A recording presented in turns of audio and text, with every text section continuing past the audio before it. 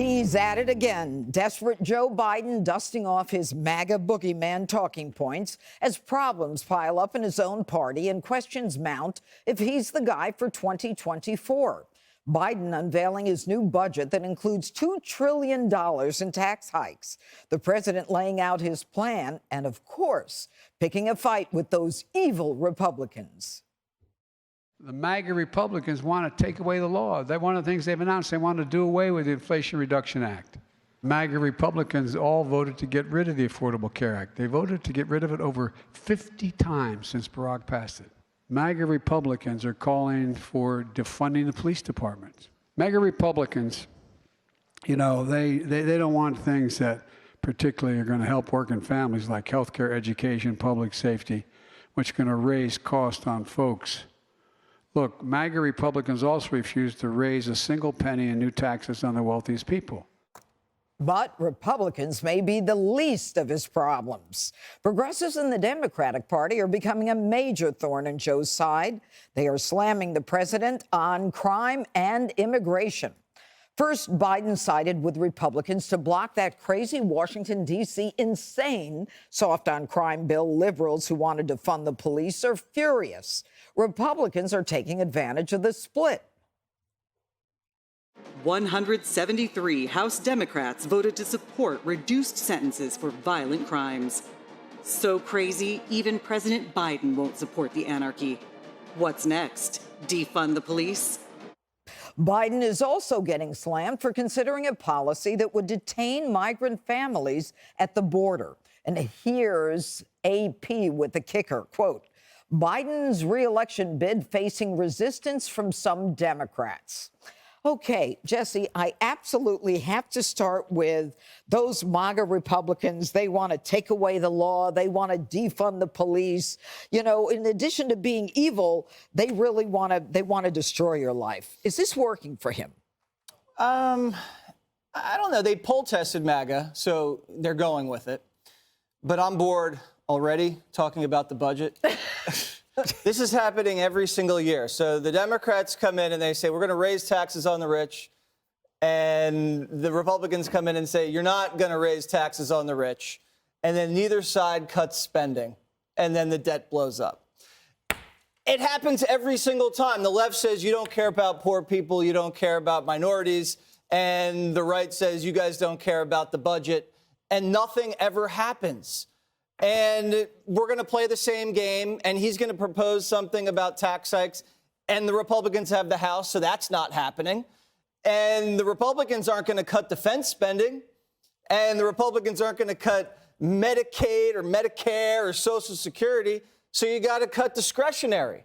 And then they can't cut discretionary because every time you cut discretionary, they get accused of being heartless, soulless Scrooges.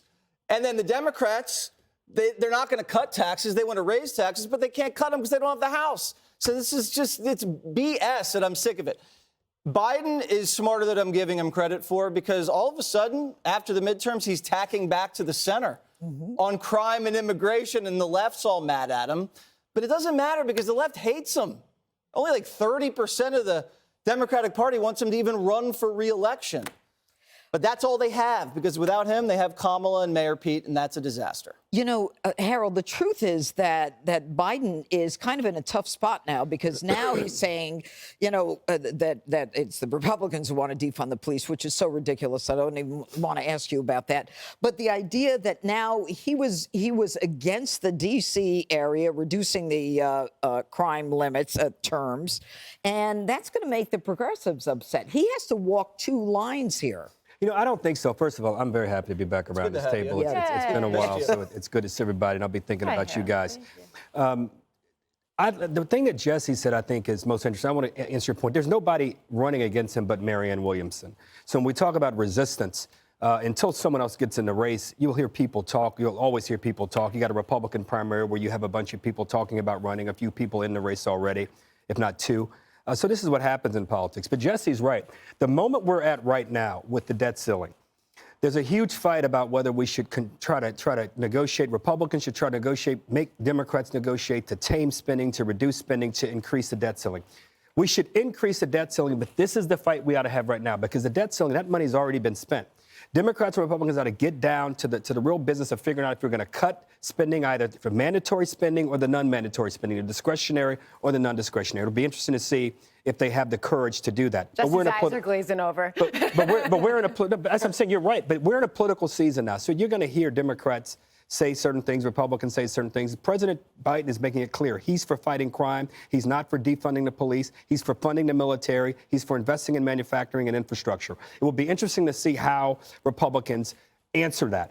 I hope they have robust and serious answers because the country needs it. The only way we're going to avoid this debt ceiling debate, which is a silly debate like we're having right now, is for the debate to happen right now, for compromises to be made, and for everyone to understand you can't reduce the debt by just raising taxes, as Democrats some want to do, and you can't just reduce the debt by reducing spending, as some Republicans want to do. It's going to take a coordinated effort. The first thing I would do if I was Republicans, make the Democrats take all that unused COVID money and put half of it towards deficit reduction and half of it towards either military spending or reducing the Medicare and Social Security deficits that we have. That's how I would start.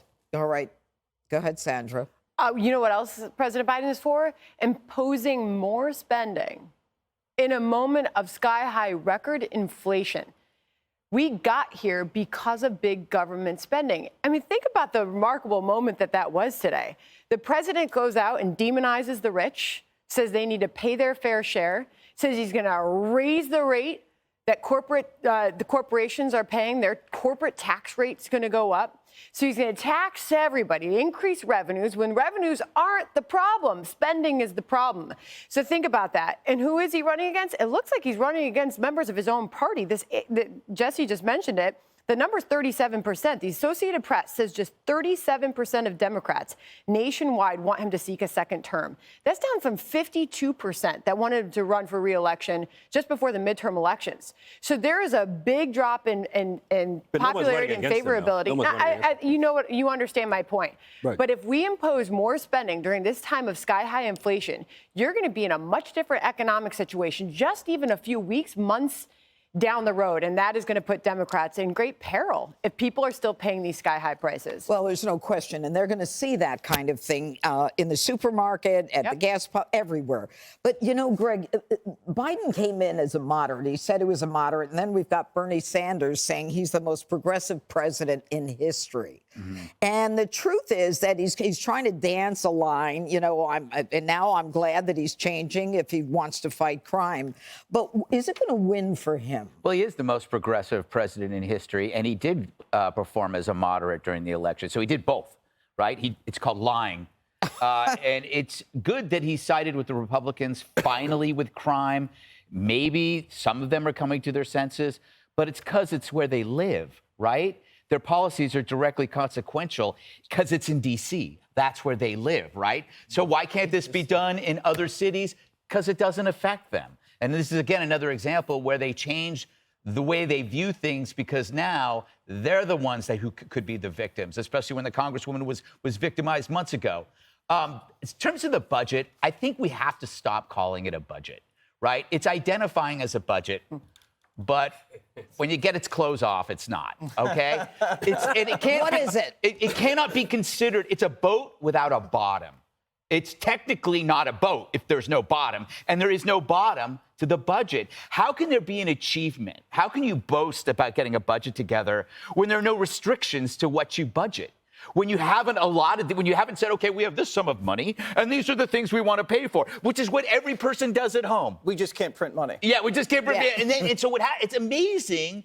It's just amazing to me that we pretend that this is an achievement. Oh, look at this. Look at the job we did. No, you didn't do anything. You just went through and picked all the stuff you wanted, and then you come up with a number with these numerological chemists that are coming up with this stuff. But they just, this is not a budget. There's no sum of money that you then allocate to different purposes. So it's not a skill either to come up with this. It's all a joke. And the worst thing about it is when you see people pretend like it is an achievement, when all they're doing is putting a gun to the taxpayer's head, basically. I mean, it's figuratively, but if you don't pay your taxes, you go to jail.